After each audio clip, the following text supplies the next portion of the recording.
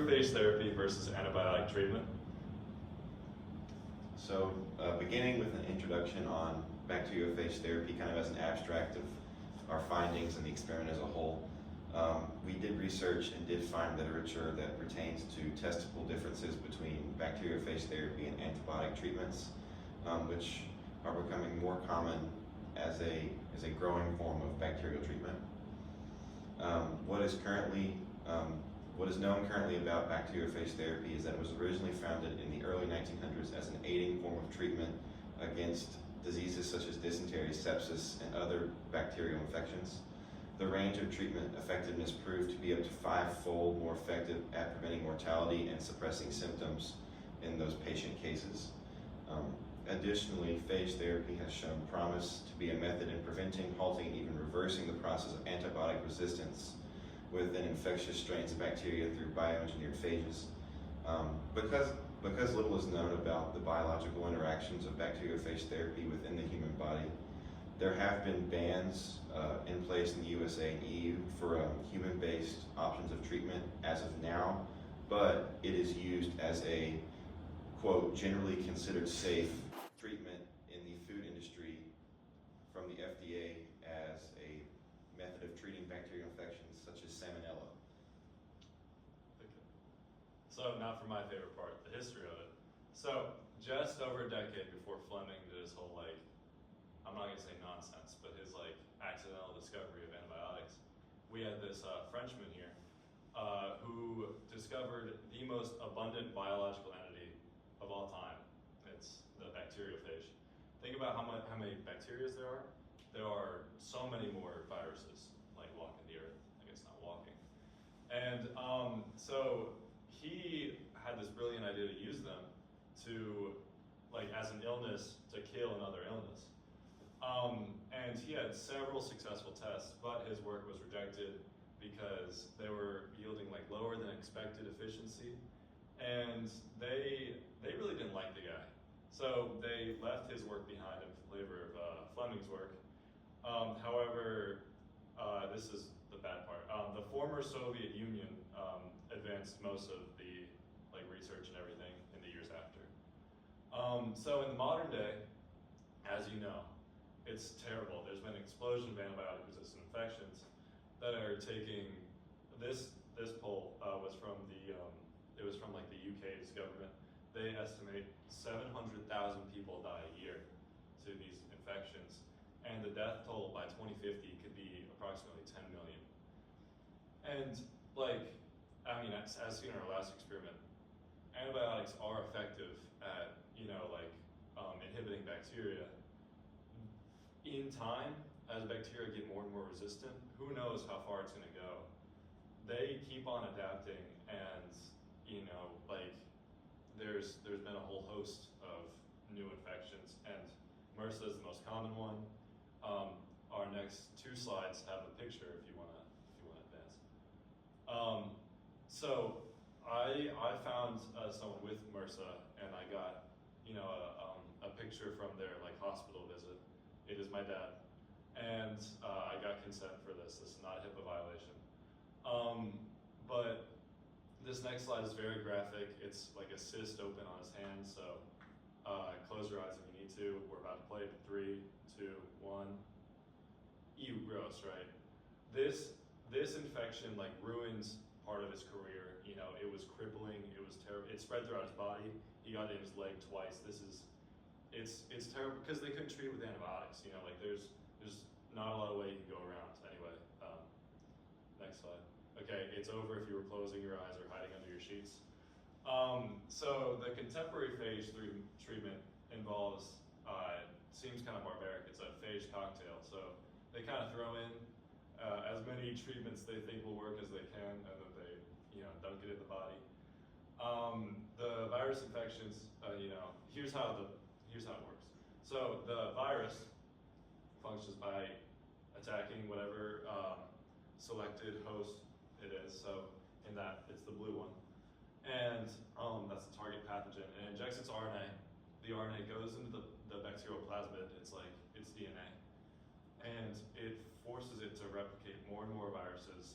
And then the host explodes, spreading more of the phage around the body, ultimately clearing the body and replicating as it goes through. You know, it's very effective and it's fast working. And the best part about this is that bacteriophages do not discriminate. Even antibiotic-resistant bacteria, they will target and they will eliminate. So for our hypothesis prediction, we came up with a hypothesis saying that using bacteriophage therapy as a course of treatment, it will result in a greater overall recovery against the symptoms and conditions of bacterial MRSA infections compared to antibiotic treatment options. And then for our prediction, we said that the bacteriophage therapy will be an easier, safer, and more effective treatment option than antibiotics for individuals that are patients of MRSA infections. And so for our experimental design, we came up with an independent variable of phage therapy and our antibiotics.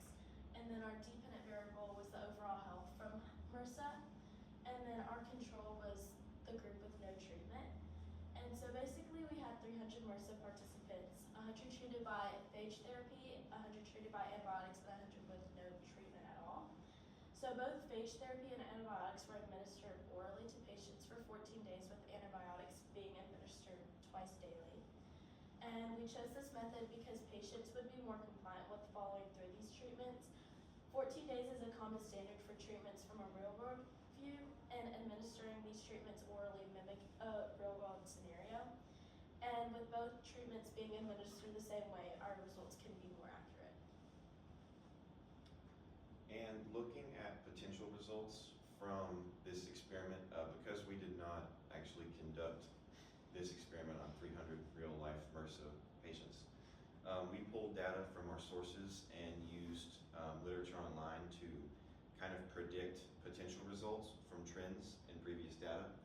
So on the figure present, this is looking at the way that bacteriophage therapy was administered in human trials to treat various sicknesses such as dysentery, cholera, sepsis, meningitis, or just other wound infections. And overall, looking at the results summary through oral treatment, there are full recoveries within 24 hours, up to anywhere from 66 to 100% reduced mortality.